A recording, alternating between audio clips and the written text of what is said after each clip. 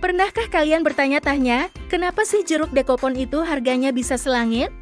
Padahal kan sama-sama jeruk. Nah, hari ini kita akan kupas tuntas rahasia di balik mahalnya si jeruk sultan ini. Siap-siap terkejut ya, karena alasannya ternyata jauh lebih kompleks dari yang kita bayangkan. Jadi, apa itu jeruk dekopon? Buat yang belum tahu, dekopon adalah jeruk hibrida dari Jepang. Cirinya gampang banget dikenali, ada benjolan khas di bagian atasnya yang bikin dia kelihatan unik, kayak pakai topi. Tapi bukan cuma penampilannya yang bikin dia istimewa. Alasan pertama, dan yang paling utama kenapa dekopon mahal adalah rasanya. Ini bukan jeruk biasa, teman-teman. Dekopon dikenal sebagai salah satu jeruk termanis di dunia. Tingkat kemanisannya, yang diukur dalam satuan Brikad, bisa mencapai 13-18 Brikad. Sebagai perbandingan, jeruk biasa rata-rata cuma sekitar 10-12 Brikad. Jadi kebayangkan manisnya kayak apa? Manisnya itu segar, pas, dan gak bikin enak. Ditambah lagi, tingkat keasamannya sangat rendah, jadi rasanya benar-benar lembut di lidah. Gak cuma itu, keajaiban dekopon lainnya adalah dia hampir tidak punya biji sama sekali. Jadi, setiap gigitan itu murni daging buah yang tebal, super juicy, dan meleleh di mulut. Kalian bisa makan satu buah utuh tanpa terganggu biji sedikit pun. Sensasi makan jeruk yang benar-benar memuaskan.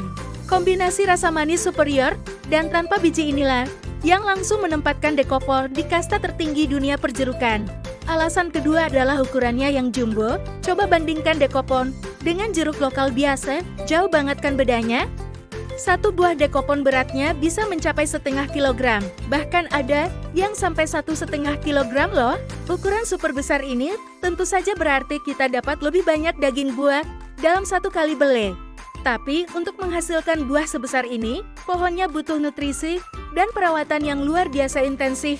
Nah, ini kita masuk ke alasan ketiga, proses budidayanya yang super ribet dan manja. Menanam dekopon itu nggak bisa asal-asalan. Petani harus memperlakukannya seperti bayi. Pertama, pohon dekopon butuh waktu yang cukup lama untuk mulai berbuah, sekitar 2,5-3 tahun. Selama itu, perawatannya harus ekstra. Prosesnya banyak dilakukan secara manual. Mulai dari pemangkasan daun dan daun untuk memastikan sinar matahari bisa masuk secara merata dan nutrisi terfokus pada buah. Lalu, yang paling unik, kulit dekopon itu sangat tipis dan sensitif. Supaya kulitnya mulus, tidak terbakar matahari, dan warnanya cantik merata, setiap buah sering kali harus dibungkus satu persatu. Di beberapa tempat, mereka bahkan menggunakan tanah liat khusus untuk melapisi buahnya. Bayangkan betapa telaten dan memakan waktunya pekerjaan ini. Belum selesai sampai di situ, proses panennya pun harus penuh kehati-hatian. Buah dekopon sangat rentan memar.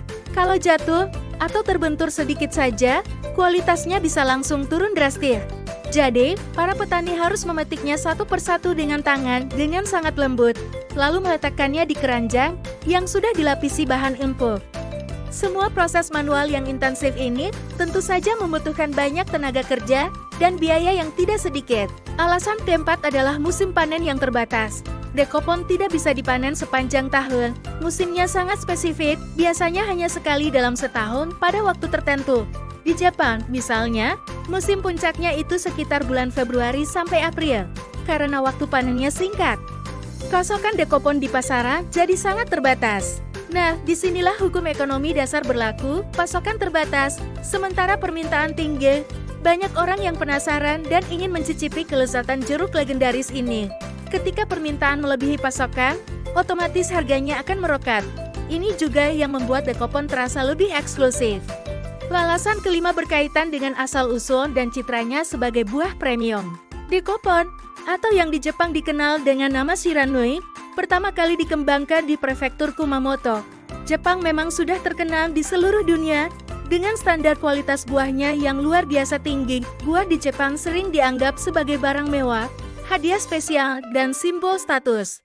Citra ini ikut melekat pada dekopon. Ketika diekspor ke negara lain, termasuk Indonesia, dekopon membawa serta reputasi sebagai buah berkualitas tinggi dari Jepang. Jadi, harganya bukan hanya soal biaya produksi, tapi juga soal nilai merek dan gengsi. Terakhir, mari kita pikirkan dari sisi petaninya.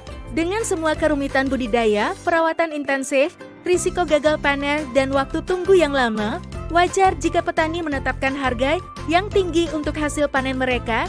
Harga tinggi ini adalah kompensasi yang sepadan untuk kerja keras dan dedikasi mereka selama bertahun-tahun.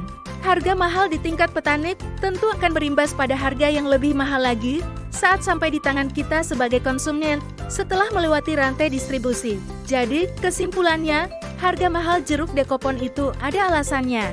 Mulai dari rasa manisnya yang tak tertandingi, teksturnya yang tanpa biji, dan super juicy, ukurannya yang jumbo, proses budidaya yang super manja dan manual, musim panen yang singkat, hingga citranya sebagai buah premium dari Jepang.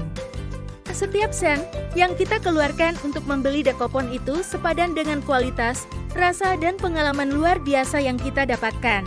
Jadi, kalau nanti kalian lihat jeruk dekopon di supermarket dengan harga yang fantastis, sekarang kalian sudah tahu cerita lengkap di baliknya. Ini bukan sekadar jeruk, tapi sebuah mahakarya dari alam yang dipadukan dengan ketelatenan luar biasa dari para petani. Tertarik untuk mencobanya? Atau mungkin sudah ada yang pernah coba? Coba deh tulis pengalaman kalian di kolom komentar ya.